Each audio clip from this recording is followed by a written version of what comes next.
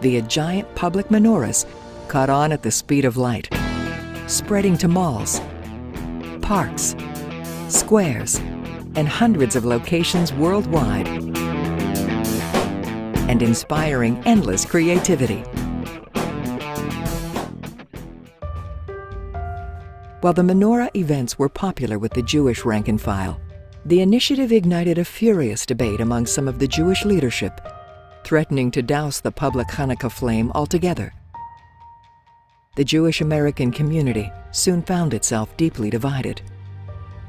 In particular, Chabad was accused of undermining the principle of the separation of church and state by placing a religious symbol in a public venue. The clause in the First Amendment that dealt with no establishment. Congress shall make no law respecting an establishment of religion, and they said that means no state religion or state involvement in religion. Now we saw a shift, and people said, wait a minute, there's also another clause, and that clause says, or prohibiting the free exercise thereof. The menorah was dragged from one courtroom to the next and was struck down in cities in Vermont, Chicago, Iowa, Georgia, New York, and elsewhere, while being simultaneously upheld in other localities. Nat Lewin, one of America's foremost attorneys, was the star of the legal struggle in support of the public menorah. Well, the legal challenges really began in 1987 and 88.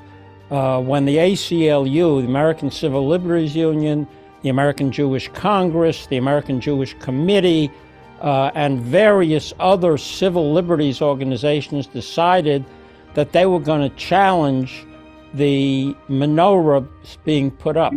It quickly became clear that the Hanukkah display disproportionately upset Jewish rather than non-Jewish Americans. It was a major disaster if we came before a Jewish judge, because the Jewish judges ruled against the menorah. Chabad's public menorah even cast its glow in the United States Supreme Court. In 1989, the United States Supreme Court ruled in favor of the menorah in a case brought by the ACLU against the county of Allegheny.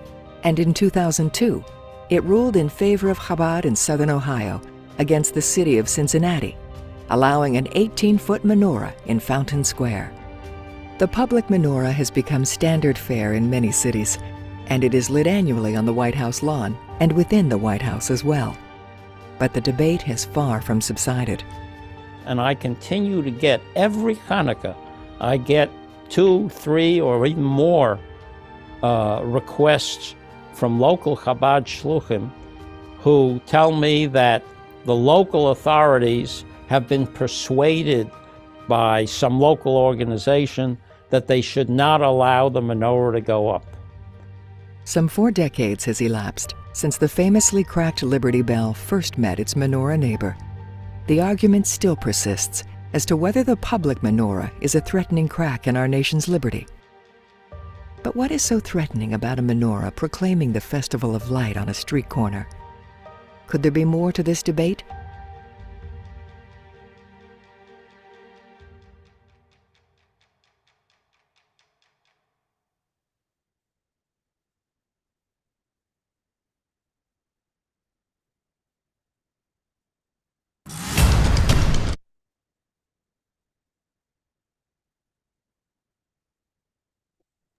I was actually just talking to myself, so apologies. I mean, I was talking to you here in person, but none of the people watching us online were able to hear. Okay, we're going to disconnect the sound for now and proceed with our discussion. Now, we'll do a quick recap of yesterday. I don't know if yesterday's class was actually recorded. It was a shtickle messy anyways, because the system wasn't working nicely, so it was a little bit not so aye. But you can all see, why is that happening? How do we get that back to top? Let's see if we could hide this loading control. Okay, now you guys can see better? All right. So yesterday the discussion was about the wall of separation, separating church and state. And we don't have to go into all the details, but the point is, in the US and many countries, and for good reason, we want separation of church and state. And we discussed the establishment clause versus the free exercise clause. And the question we said was, there's a debate. which society would be better for us as Jews? A society in which there is a religious society where people are strict with their religious beliefs, or are we better off in a society that is not so religious? So anyone who wants to chime in on that thought right now, you're welcome to do so. I think we really discussed pros and cons of each, didn't we? So that was the question, the greater challenge. Let's move forward. And what we're going to discuss today is specifically the menorah, as we are now holding Erev Hanukkah. Hanukkah begins tomorrow, so I really want to talk about menorah specifically today. Okay, so let's do that. We'll talk about the menorah. I want your thoughts, your opinions. They matter, and I really would love to hear your thoughts. So for yesterday, like we said, let's put aside this thing from yesterday about our concerns that we're a minority religion, which perhaps is part of the reason why, I'm speculating, hypothesizing, why the Rebbe came out with this massive menorah campaign. You know, what's interesting about Hanukkah is it's the only holiday where the Gemara says the law is, it's called the custom. The main mitzvah of this festival is called Pirsum Nisa. What does Pirsum Nisa mean? We're instructed to publicize the miracles that took place. How do we do so? How do we publicize the miracles that happened so long ago to our ancestors? We do so by lighting our menorahs. But where do you light your menorah? At the window, in the doorway, or as we do here in the public sphere, right? You don't find that it's unique to Hanukkah. No other holiday has that unique aspect. On Pesach, we don't take our matzah and put it in the window.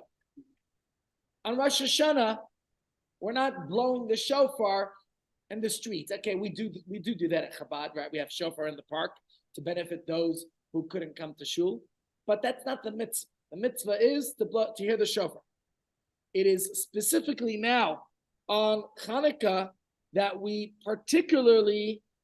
it is specifically on Hanukkah that we focus on the publicizing the miracle, because the world needs light. It's a dark world, right? And let's realize that we have the opportunity to illuminate the world around us. The concern about menorahs being with church and state is not really relevant to us, because we're not putting it on public property. We're not putting it on public property. We're putting it on private property, which was not allowed this year. We are putting it in the shul because we couldn't, outside our shul, it's still a big menorah we've got. We've got a 5.5 meter tall menorah this year, unlike our 8 meter tall menorah that we usually put up. But even that, it's on private property. And let's understand, does the public lighting of menorahs or any other similar ostentatious or even gimmicky displays of religious symbols and rituals, does that further the cause of increasing Jewish knowledge and observance? Or perhaps some might argue that it cheapens or debases it. What do you think? Yeah. Yeah.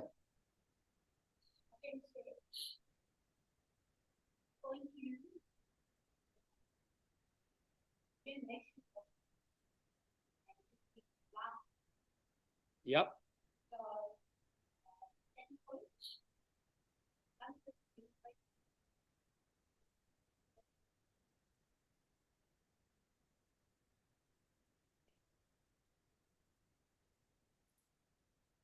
Right.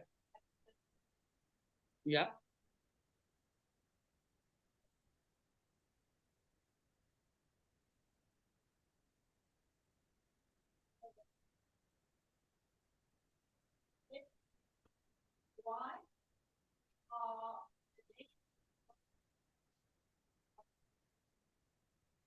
My experience sometimes is it's not the nations of the world, it's actually more so some of us are afraid of our own shadow.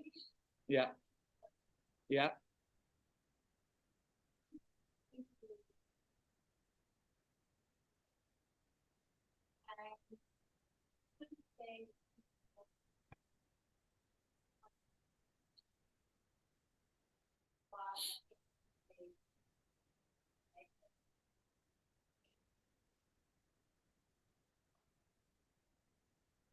Yes, that's true.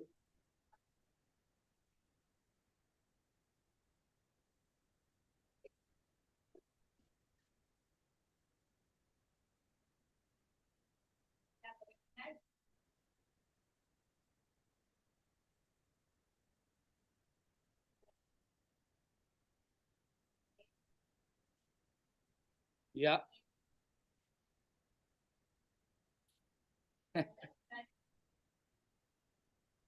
Yeah.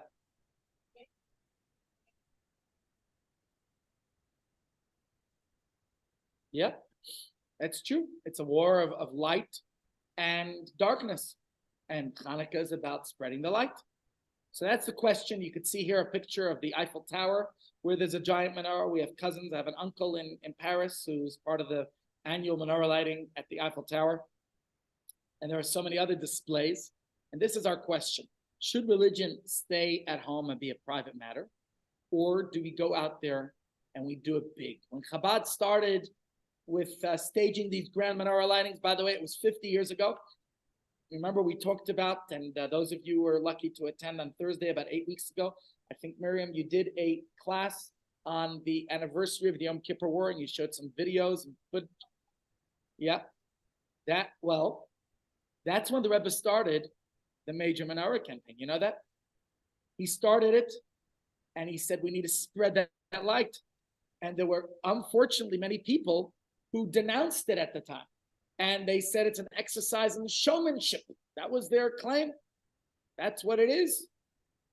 Now, there was one critic then who declared that a 20-foot menorah in Union Square is the most craven form of assimilation, reducing Hanukkah to becoming a competitor to Christmas.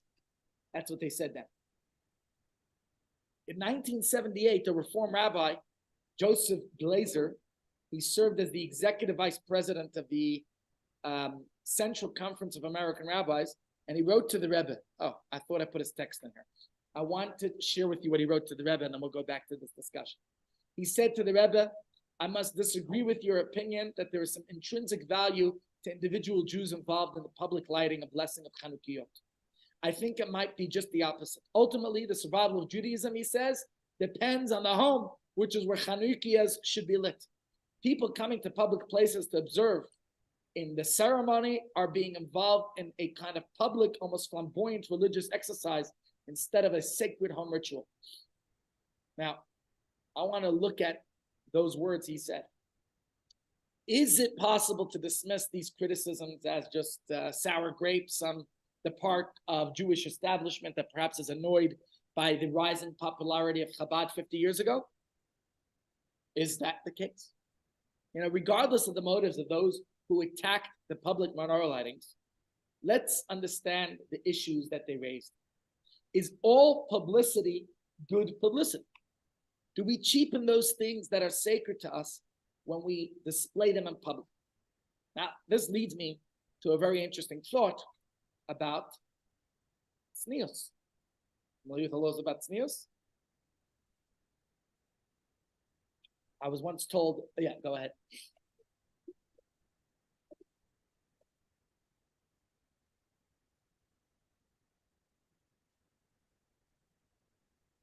That's true, you're right.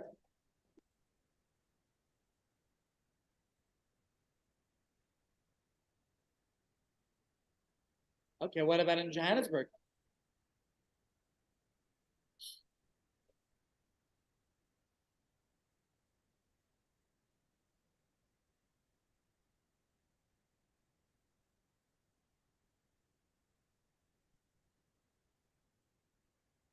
Right. So I actually think, going back to the menorah for a second, that oftentimes Gentiles look at it with admiration. We have to be a menorah, not just light a menorah. We have to be the menorah. Very good point. Yes.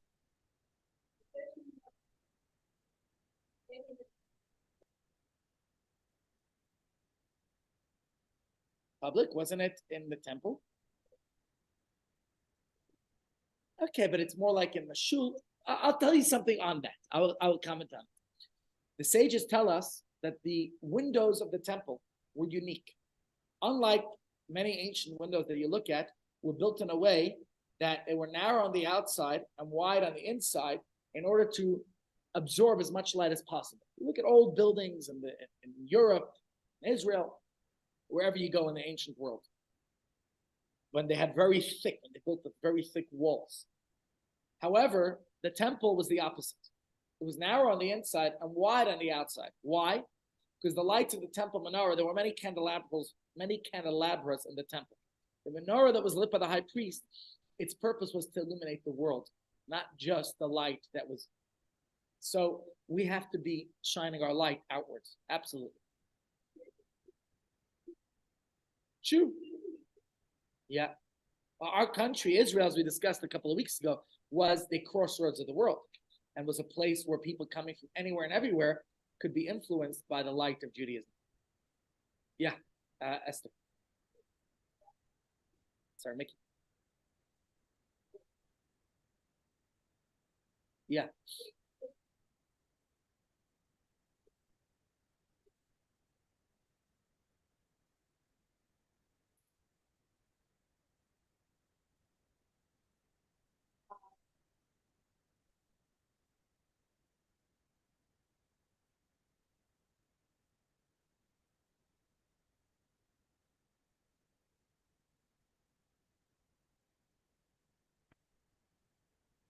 Right.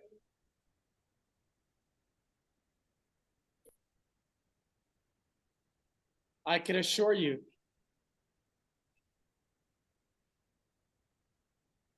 So for this year, Mickey, I could assure you that we're going to have CSO, and it's going to be on our private property of the shul. Yeah, we've organized it. Right.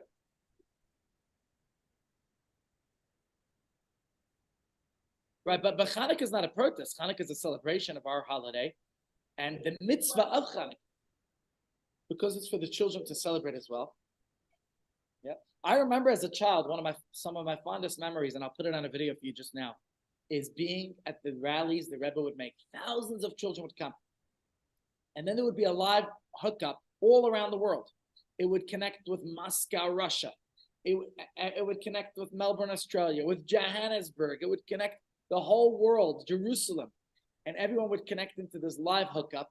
We had hundreds of Jewish communities gathering together wherever they were. Remember, this is the 80s, where it was a much bigger deal to gather everyone together, right? And my fondest memory is the Rebbe would gather everyone, but you know who got the front seats? Actually, the only seats was the children. We'd make an annual rally for the children because Hanukkah is about the children. That's why we give children Hanukkah gelt, and we have the dreidel games. We want it to be a joyous and bright holiday. Yeah. Yeah, look. So let's think about it this year. Unfortunately, we're not going to be in a public space like we usually are because Santon City did not grant us the permission. However, we're going to do it on our own private property of the shul.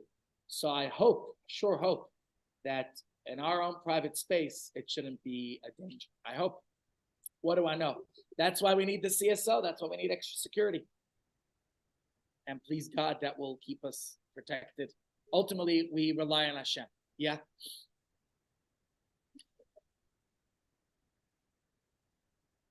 Yeah.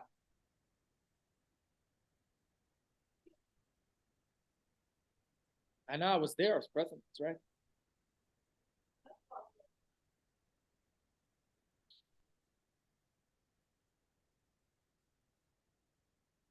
Yep.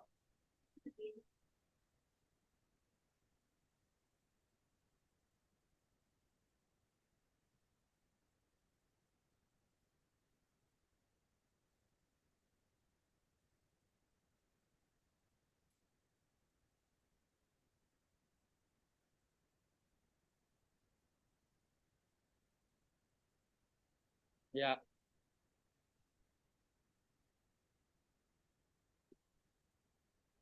Look, Judaism is something we need to be proud of and celebrate. A few weeks ago, when the CSO put out an announcement that there was going to be a pro Hamas parade, and they told people to go home from shul early. You know what happened to our shul that week? Unfortunately, a lot of people didn't come. Thank God we had a beautiful bracha, so a lot of more people did come.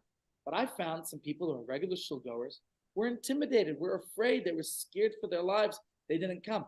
And I thought that was cowering to terrorism. We need to protect ourselves. We need to make sure we have our security apparatus. No doubt, I agree with you, Mickey. But at the same time, we can't not be who we ought to be because others are threatening us. They ought not to be there, not us. What are we going to cower? We can't practice our Judaism. They should not be there. They're the threat. They should be locked away. And that's why, thank God, we have a security organization that will stand there and protect us. So no doubt, we're not going to take security lightly. No doubt. Yeah, that's very valid, your point. But I don't feel that we should, God forbid, not practice our Judaism. Let me ask you, are people not going to go on holiday to Cape Town this year because there's a much bigger, Arab presence? Hopefully, the Arab community there will not threaten us as Jews. I don't know. But it's a valid point you're mentioning. Not just a valid point, a very good point. And we have to take every precaution. And that reminds me, I will make sure, based on your comment, that we have even extra security, because I think it's a real concern. Yeah. But I think this question, what's that? I do thank you, because you mention it. And my point is, we're not going to hide our Judaism, but at the same time, if there's a security concern, we have to take it seriously. She'll always have security, but now if we're expecting more people for a bigger, more public event, then we should certainly increase it. Higher risk, yeah. Definitely. Well, anyways, let's bring the conversation back to the menorah and whether we should be displaying it publicly or not. And I think this question also touches on the conflict that could sometimes arise between our own private selves and our public selves. Meaning, our religion has a lot to do with how we are on the inside. As Sephora mentioned, at the end of the day, we can have these public displays and all that, but Rabbi Goldman likes to say, every rabbi has one sermon. Now, I don't think you'd be coming to shul to hear your rabbi if every week he repeated the same sermon. But Rabbi Goldman is saying something else. He's saying, your rabbi's sermon is who he is. And every parent, I would say, has the same single sermon. Who they are. We're role models to our children. What are our values, our beliefs, our personal morals and ethics, our rituals that we do? And that's not just limited to the home or the shul. Yes, that is part of it. But we saw during COVID, Judaism could survive outside the shul too, right? So you have the outside world, the street, the workplace, the public realm in general, that's often defined by far more shallow and superficial things. Just take a look. You go in the street, you have all types of advertisements and marketing ploys. They bombard us from all directions. And we immediately recognize that there's little about substance and very much about appearance and impression. And that's perhaps why they have to put naked ladies and all types of other, glittering veneers to try to attract us to look at their things. What has that got to do with drinking a Coke, So everything is about look and feel. It's not about what's really in there, the substance. And therefore, I think there's a natural tendency that would keep the two domains separate. Else everything that we hold precious in our own inside world might be cheapened by the showmanship, by the commercialization of the outside world. And so I think we have to realize that while we have the integrity of who we are truly at the inside, but you know what the Gemara says, who's a real true person? One who's toichai kevara, that their inside is a true reflection of their outside. That they don't just pretend to be golden on the outside, like the ark that was golden on the outside. But you know what else the ark had? A golden box on the inside. There were 3 boxes, in fact. Gold, wood, gold. And symbolically, I'll conclude with this part and take all questions and comments right after that. A beautiful part that I love to repeat each year when we learn about the furniture of the Beis Hamikdash, the Mishkan, the tabernacle that we're reading about its construction. We're reading in a couple of weeks' time. And there we discuss how the ark, the Aron HaKodesh, had 3 boxes. The innermost box was of gold. As a child, I got to see my father of blessed memory, one of his business, that's what he did when I was in my childhood. He had shops before that, but he worked in the gold industry. In fact, he would go to 47th Street in Manhattan. What's 47th Street? Anyone know? It's the diamond district, the jewelry district. And he would go shopping. He would go to the various jewelry polishers, and he would buy garbage bags of gold dust. And as a kid, I was so embarrassed going with my father. He's walking out garbage bags. What is my father, a garbage collector? Little did I know, not only was he collecting garbage, he was paying for the garbage. So what's with you, Dad? I was so embarrassed. But maybe when I got home, I got a better understanding. My father would take me into his workplace in the garage, in the basement. He had a little furnace there. You could see a sample of that at Gold Reef City. You know what he would do in that workspace?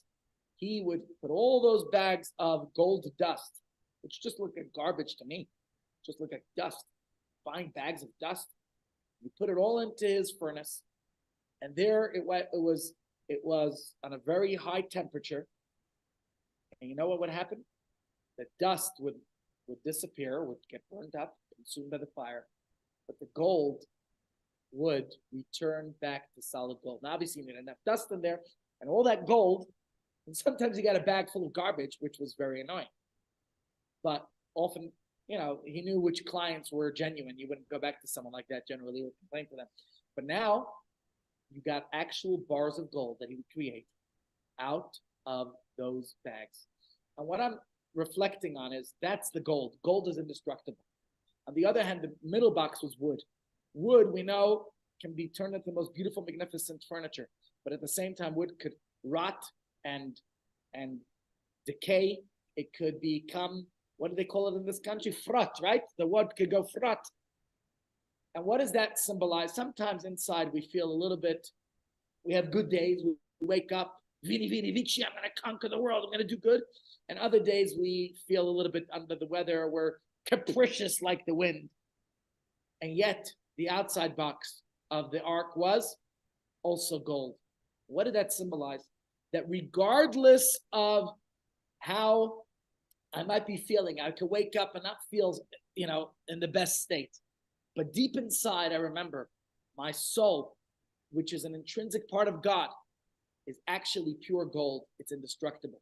And therefore, my external outside appearance should reflect the depths of my inside.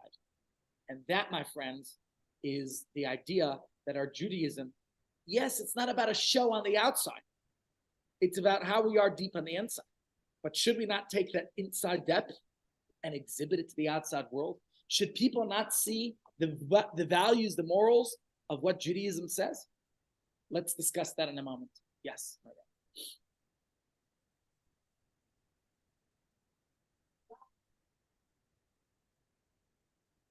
Absolutely.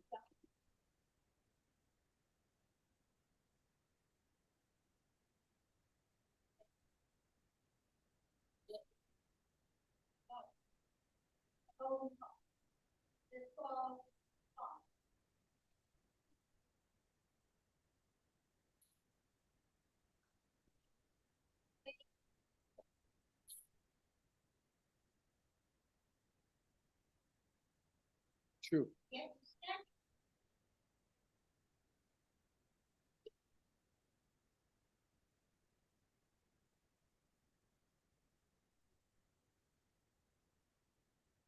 Who knows? Yeah.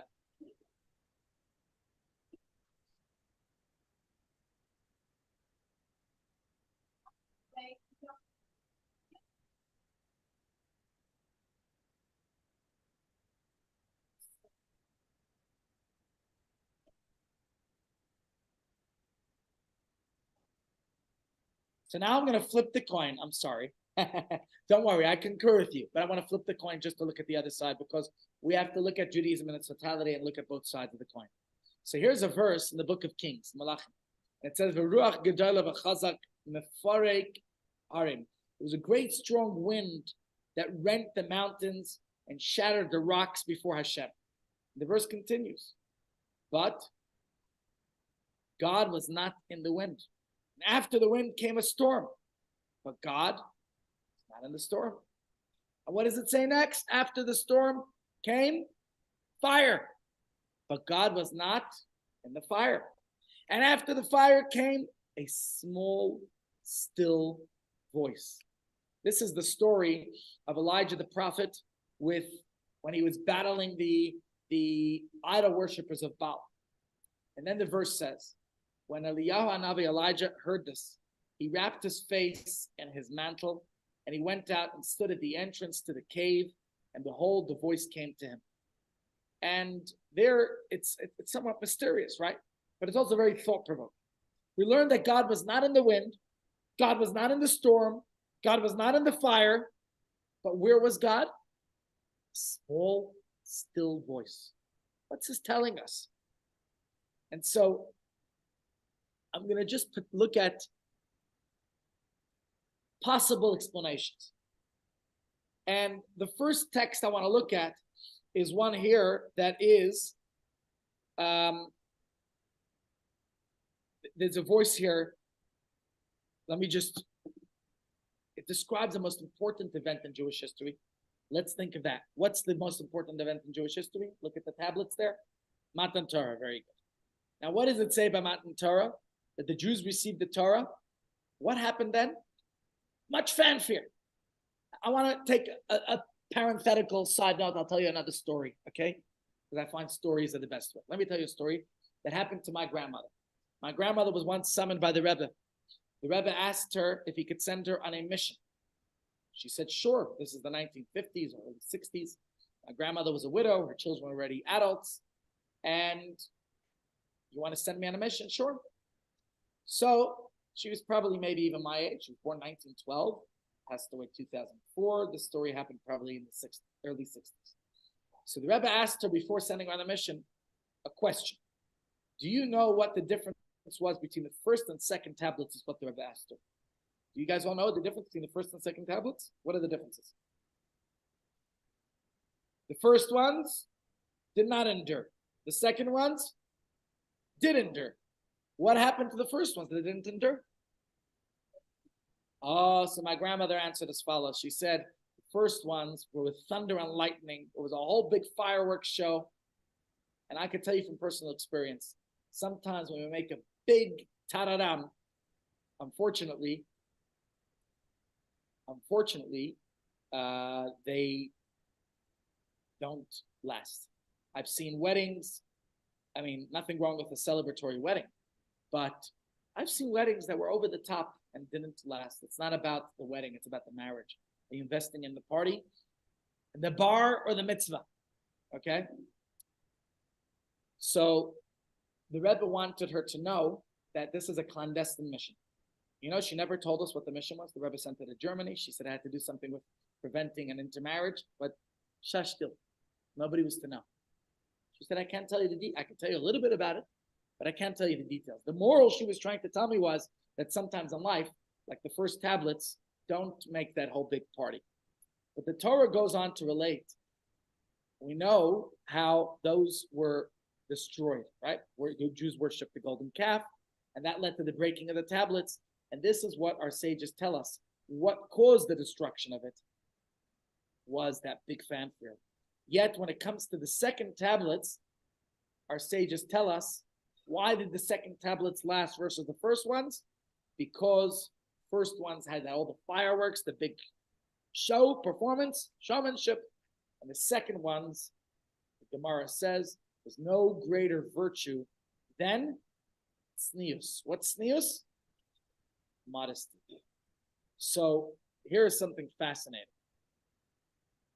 The Talmud is telling us the difference between the first and second tablets, that the first try around, it was too noisy, fireworks, public display, yet the second ones, what do we see?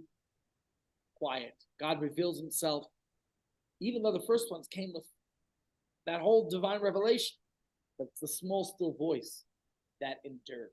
So what is it about tznius? Why is it so important? Why is anyone can give me some examples of the virtue of tznius in Judaism? Yeah, let's hear.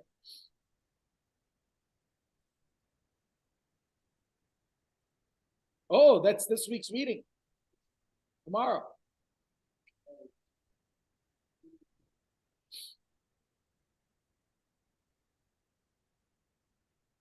Yeah.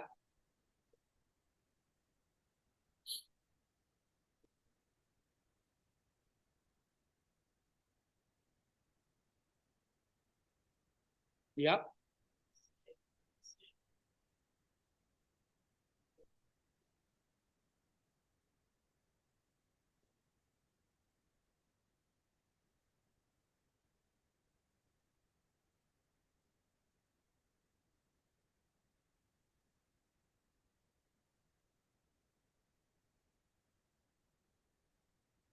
So I think there's a profound lesson in this story.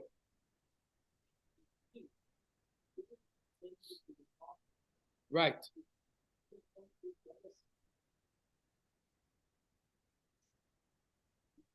Absolutely. Both sides of the story of Judah and Tamar are fascinating and powerful lessons. You know, Yehuda was powerful. He was the governor. He was the, he was the leader. He could have had her incinerated. He could have had her executed. He could have had her banished. And goodbye. Nobody would know. I mean, that's what many great leaders have done. But that's not great leadership. Yehuda owned up his mistake. But I think she demonstrated, she displayed even a great, courageous act. She could have said, what? You want to know who made me pregnant? It's you, you lousy, right? She didn't do that. She said it's the person who these items belong to. No one else knew who those items belonged to, but Yehuda did, right? So Chassidus tells us, it talks about the value of pnimiyut. What's pnimiyut? Innerness, inner integrity. That a person's service of God should be without protrusions. It's not about what I'm showing off.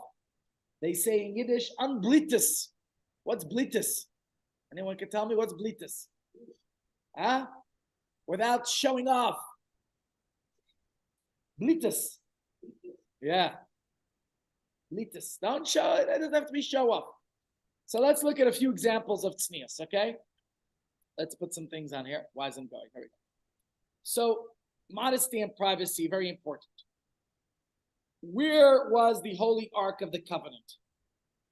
The Beis HaMikdash had a secluded inner chamber called the Kodesh HaKadoshim, holiest place. That's where the Ark of the Covenant with the tablets were. Both sets of tablets, the broken and the whole. Only the Kohen Gadol entered there. And only once a year, on the holiest day of the year in Yom Kippur. Our sages tell us you should know that your bedroom is very much like the Holy of Holies as well. Let's think of another very holy article that we have in every shul, our Sefer Torah. Where is the Sefer Torah held? It's kept in the Ark, behind closed doors, behind a curtain. Even when it's taken out, it's kept covered in its mantle or the case, right? Because we got both these. Sephard, it's a gesund. We only open it when we're actually reading from the Torah. And then what do? We cover it, we put it away. We treat it with utmost respect. What happens when a couple gets married? First moments after the marriage, right after the chuppah, couple spends time alone. Where? In the yichud room. What's yichud? Yichud means it's alone, exactly. They leave all the well-wishers, all the guests, everyone else, the entire audience of their wedding, and they spend some time alone. This is their sacred moment, right? No one should intrude on it. Think about modesty in dress. Why is my computer dying when it is plugged in? Yeah.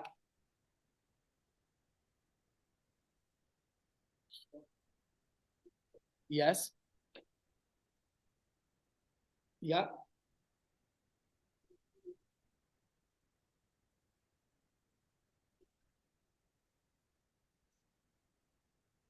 Right. Good point.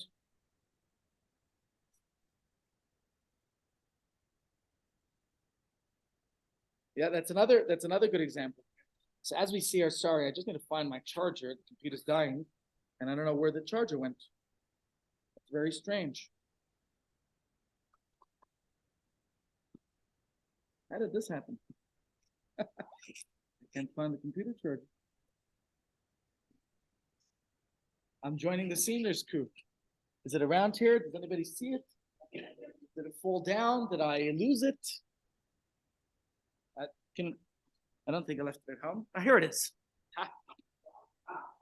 It's right in front of my eyes. Does that ever happen to you? Where something is right in front of your eyes and you don't even... Okay, I found it. Here we go. All right, there it was. And it was just hidden. It was just hanging, dangling. But now we're back in business. Can everyone see the screen? What about modesty in behavior? It's not just about dress. The Torah law mandates that we keep our bodies covered. You know that?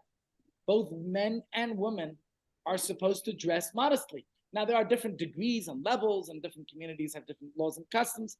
I'm not getting into the intricacies of it, and I personally don't think that's healthy and productive. To each their own. How modest, but the point is about modesty. It's not because our body is evil. Body's not evil, right? On the contrary, our body's sacred, okay? And the same applies to public displays of affection. In Judaism, we say you don't have to express, you don't have to do certain demonstrations, exhibitions of your love in public. Religious couples don't kiss publicly, okay? And that might, what's wrong with kissing in public? It's just an expression of your affection, your love. If you love each other, why not let everybody see it, right? No, it's not about prudishness. It's about the desire to protect that which is precious to us. And intimacy loses its specialness when it becomes a whole public display.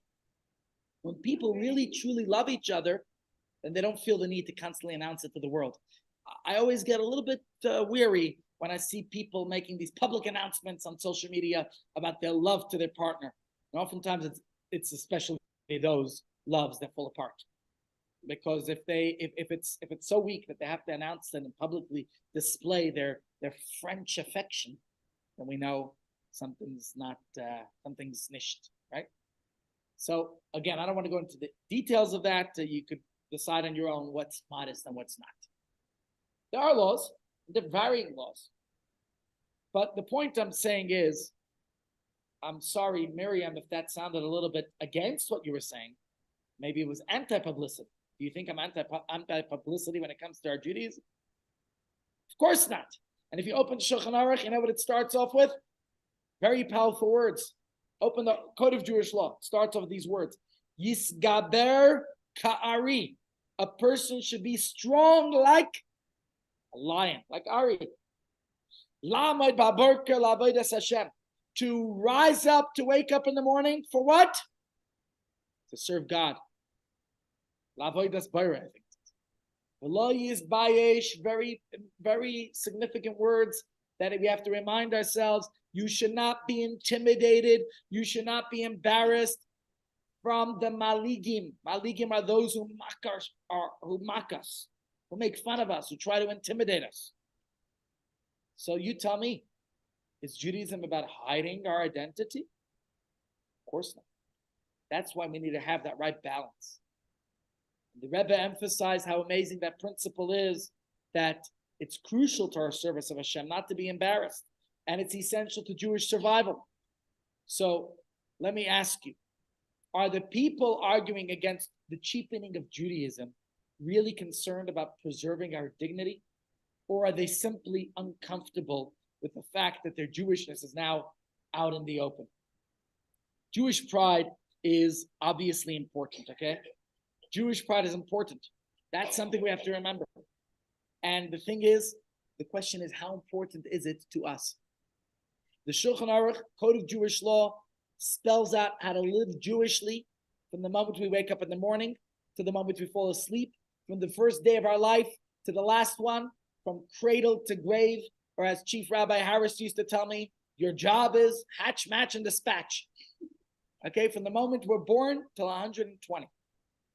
The Shulchan Aruch states that an important part of living Jewishly is not to be intimidated by those who mock our faith, by those who make fun of our observances. And it tells us very clearly in the very first paragraph, on its very first page, and its opening, don't be embarrassed, don't be intimidated. What does it tell us about the priority it places on Jewish pride? So my friends, we know there's a Jewish enlightenment. There was a movement called Haskalah movement. Jewish enlightenment. It started in Eastern Europe. And these were Jewish intellectuals who called for the abandonment of the antiquated, the outmoded Jewish way of life. They said, let's modernize, let's secularize, let's assimilate. And there was a leading figure of the Haskalah movement at the time, a writer, a poet. His name was Yehuda Leib Gordon. Anyone heard of him? Okay. In 1866, Gordon published a poem, and the poem was called "Awake, My People." He was calling on Jews to embrace the culture and ways of the countries in which they lived. And many Jews did. Right? He believed that Jews, you know why we suffered from anti-Semitism, from discrimination, from bigotry, from hatred? You want to know why? He felt because we looked and we acted so different from our Jewish neighbors. And if we only fit in and assimilated and joined in the melting pot of society, we would be admired, we would be accepted, we would be embraced. And thank you very much. But that's what he felt. He felt Jews should self-emancipate, shed their old, outdated mannerisms, and assume the rightful places as citizens of equal standing. And we all know how that worked out in the end, right? So it didn't work out at all. But he had that line, be a Jew in the street, be a human in the street, be a Jew at home. In other words, you don't have to give up your Jewishness. Just do it within the confines of the privacy of your home space. That's where you preserve your traditions of Judaism. But on the street, be like everyone else. And that we know that didn't work very well. Yeah.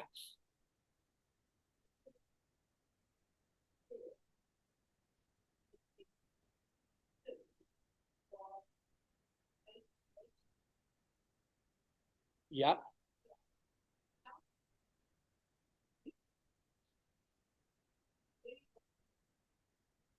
Unfortunately, most of the people who subscribed to that lost their identity because they assimilated into society. They married out of the Jewish faith, and it's their children who are the anti-Israel protesters. I was in New York a few weeks ago for the Kinus HaShluchim. I met with a man who married out of the Jewish faith. I can't tell too much information. He watches our videos. A very good guy. A staunch supporter of so many Jewish causes, a wealthy Jew. But he married out. He had problems years ago that his children weren't being accepted in the Jewish schools because they weren't Jewish. And whatever, he got over it. And now he cried to me. This man. He said he's a big supporter of Israel, putting a lot of his money there and helping fight and combat anti-Semitism. And he loves his wife who isn't Jewish. But he said to me, what does he do now? What hurts him the most is his children have become so enlightened. They don't understand Israel's plight, that they demonstrate anti-Israel. He says they better stay far from him, he tells me, because he's so angry, his blood boils having his children around. You could just imagine. I'm not saying all people who marry out, their children wind up that way, but unfortunately I find a lot of that is that confusion. There's misplaced loyalties. Yeah.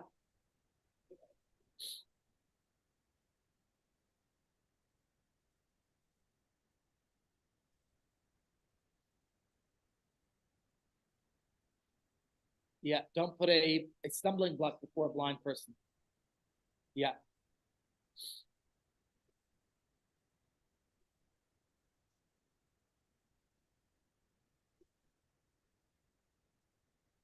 Yeah, a ox is ox gores. That's what it does.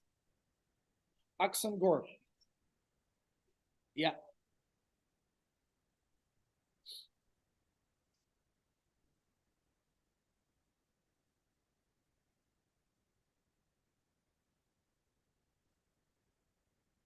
No.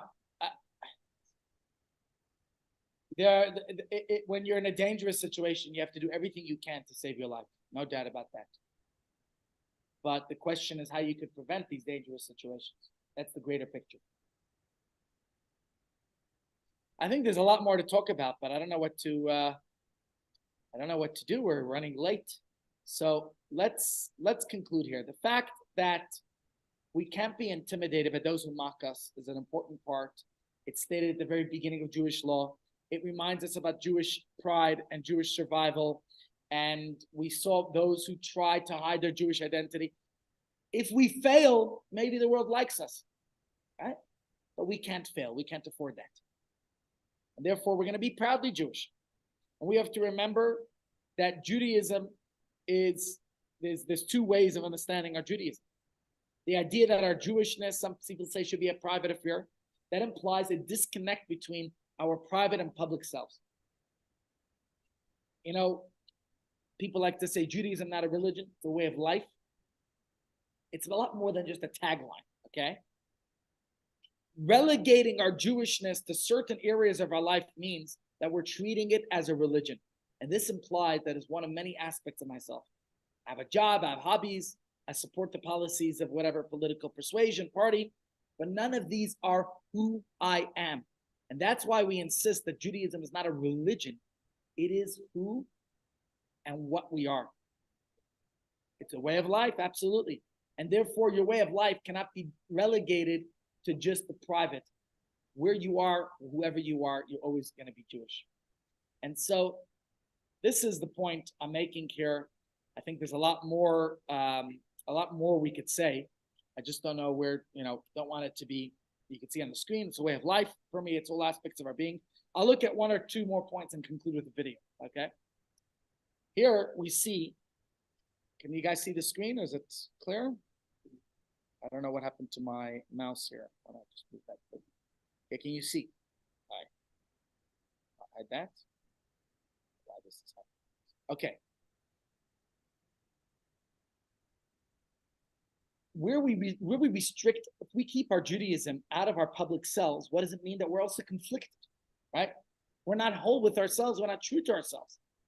But when we could observe our Judaism in public, I think that's a demonstration that it's not something I'm embarrassed of, not something I have to hide. So the idea of publicizing the menorah is something that, in fact, the Gemara tells us is the mitzvah of Hanukkah called Persumei Nisa, that we want to publicize the miracle. That's what the law, that's what the mitzvah, the main mitzvah of Hanukkah is, to publicize the miracle. The purpose of the lights is publicity. That's what it's about. That's the purpose of the menorah, to publicize the miracle, which is why we put it in our cars and have it in public spaces, which is why you put it in, okay, the Gemara doesn't say put it on your car, but the Gemara does say to put it on your window. That's why we light it on your doorway or the window or the shul. The point is that the menorah is not something that should be posing a threat to our Judaism, but should rather be something that helps us bring that light of Judaism around the world. To conclude, I want to share with you a statement from Chief Rabbi Lord Jonathan Sachs of blessed memory. He says something very eloquently, says this, and he says as follows. The Jewish world today represents the working through of a process begun in mainland Europe long before the Holocaust. Faced with societies that did not accept them as Jews, a fateful choice framed itself in many Jewish minds, either to enter society and abandon their Jewishness, or to preserve their Jewishness at the cost of turning their back on society. So it was basically a choice of two options, either assimilation or segregation. Which one? And he said, exactly, Chief Rabbi Sachs says, both are a failure of nerve in the Judaic project. Can it really be that Judaism has nothing to contribute to society and the world?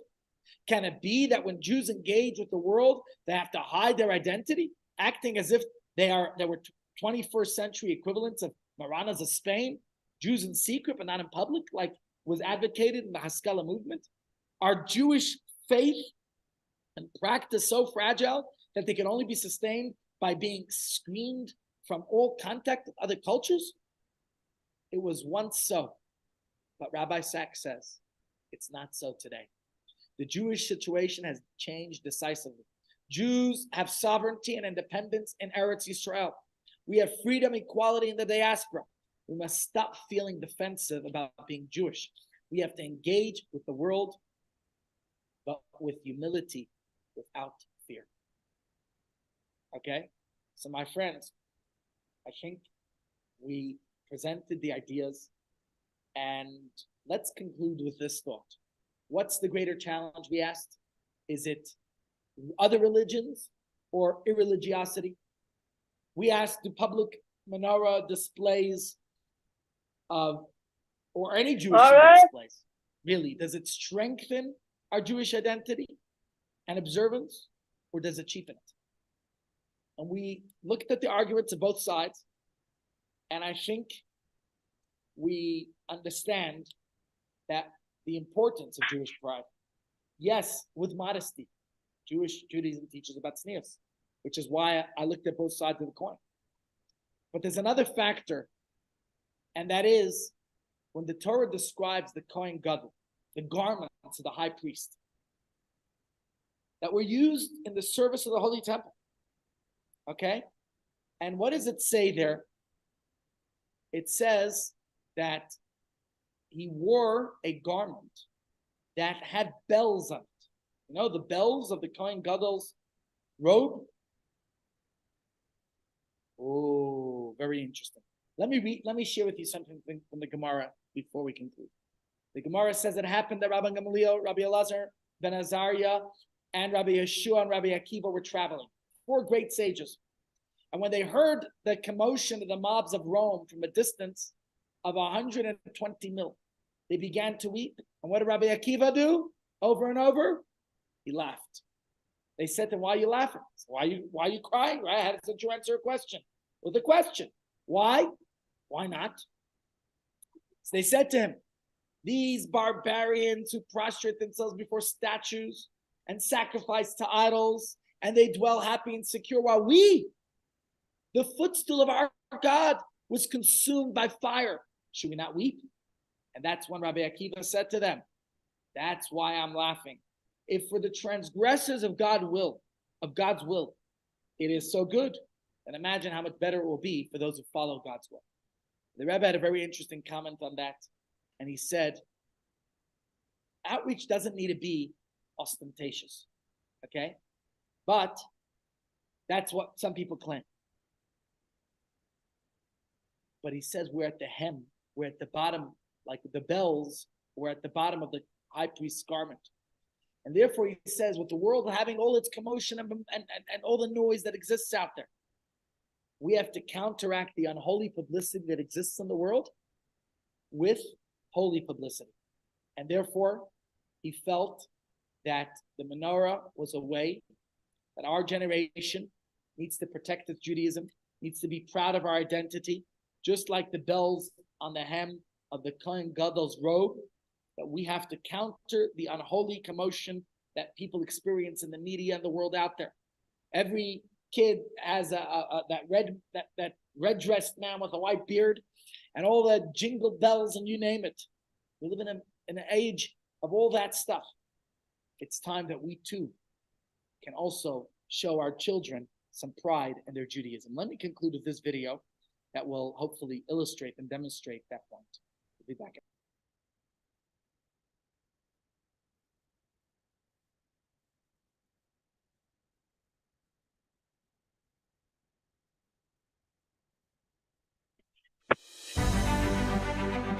You can be at the Brandenburg Gate, in Red Square, or at Jerusalem's Wall. You can be at the White House, the Eiffel Tower, or defending your ancient homeland. You can be beneath the ocean, or floating above the earth. Wherever you are, if you are Jewish, this is your flame. It stands tall, and so should you. This Hanukkah, reclaim your flame.